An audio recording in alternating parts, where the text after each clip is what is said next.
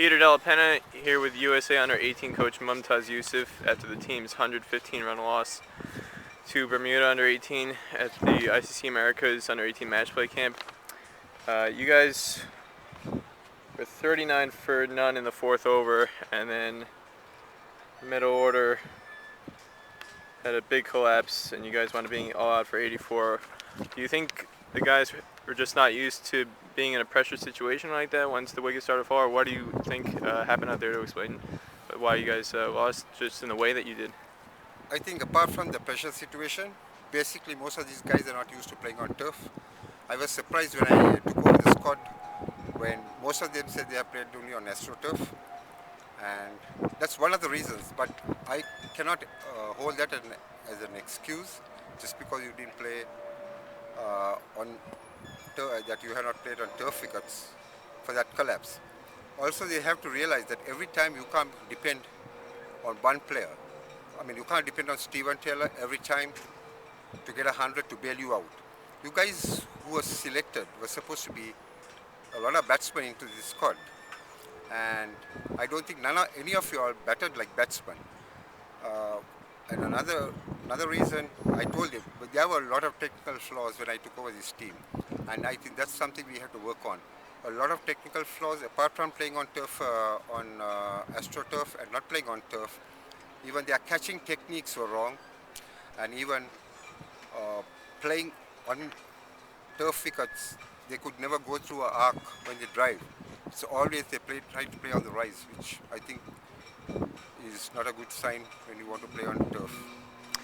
You guys mentioned the fielding technique was poor in some regards.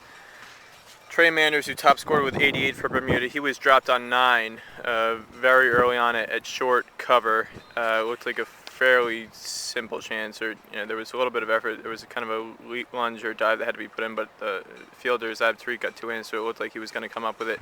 And then there were also 2 other catches later in the innings on the boundary that were put down. If you total up all the runs that were given away as a result of drops, by my count it was 109 runs that came after batsmen had been dropped. You guys lost by 115 runs. Do you think you lost more because of the fielding or because of the batting collapse? Well, first of all, we should have not given so many runs, and the fielding, yes, you need, as I always mention, if you don't take catches in limited over cricket, you are done. And basically, those catches were dropped because of bad technique. If you see them, all their hands are locked. Even the catches that they took, that was not the correct technique of catching. And as I said, in 3 days' time in a camp, I will not try to tinker around with techniques, because that's something that we have to work on a long thing. But I am surprised and shocked that most of these guys at under 18 level, that their catching techniques are wrong. They don't give pressure, they don't take the pressure off the ball. All their arms are locked when they take their catches, so it always rebounds off their palms, and that's what happened today. And if you take those catches, that's where all the runs went. I thought we fought back from about 130 for 3 to bring them down to 199. But basically, even if our fielding was bad and we gave them 199, there was no excuse that this team that was supposed to have been selected, supposed to have had so many opening bats, which I still think is lopsided. You don't need to have so many opening batsmen, but due to their technical difficulties on turf wickets, they will always struggle. Specifically, the technical difficulties. So there were 3 batsmen out, LBW, and then there was another batsman out. It was bowled between bat and pad. Is it just not getting their foot into the right position, or playing across the line, or what do you think is the issues? 2 things. The game of cricket has changed now. Most of the teams bowl off stick line. None of these guys learn to shuffle, and that's something you have to learn to shuffle. That means you have to shuffle and then come to the pitch of the ball. They don't shuffle. They play from where they stand. That's number 1.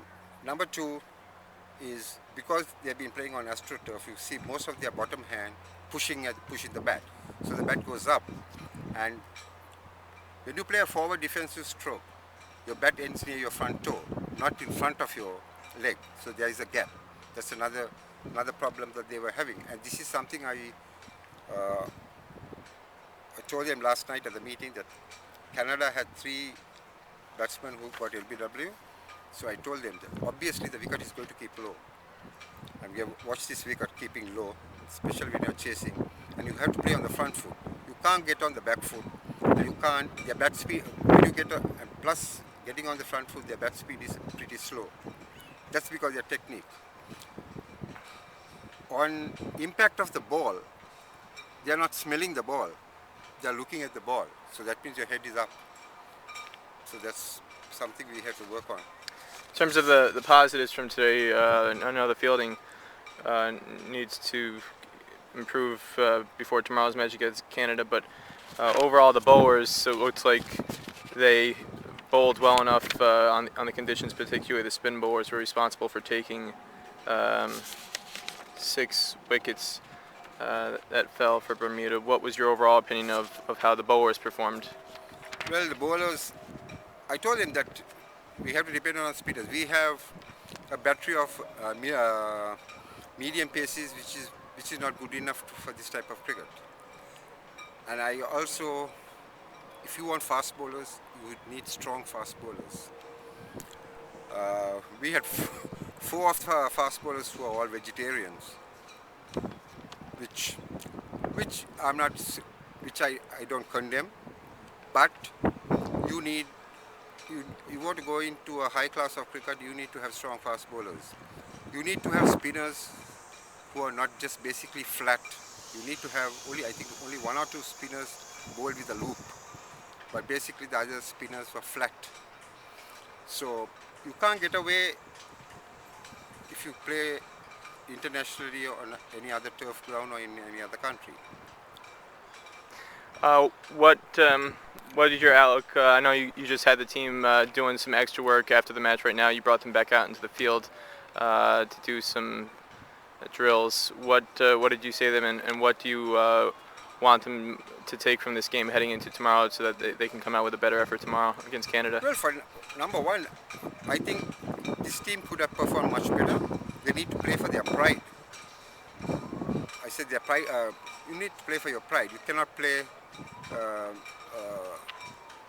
the cricket that they played today. Plus, I wanted some intensity. I saw there was no intensity even when they were fielding today. And that's something which I told them, if you're going to be that lethargic, just break your cobwebs out after practice. There's enough time. But unfortunately, the bus has arrived, otherwise you would have continued practice till about 6. All right, USA coach Mumtaz Yusuf, thanks a lot.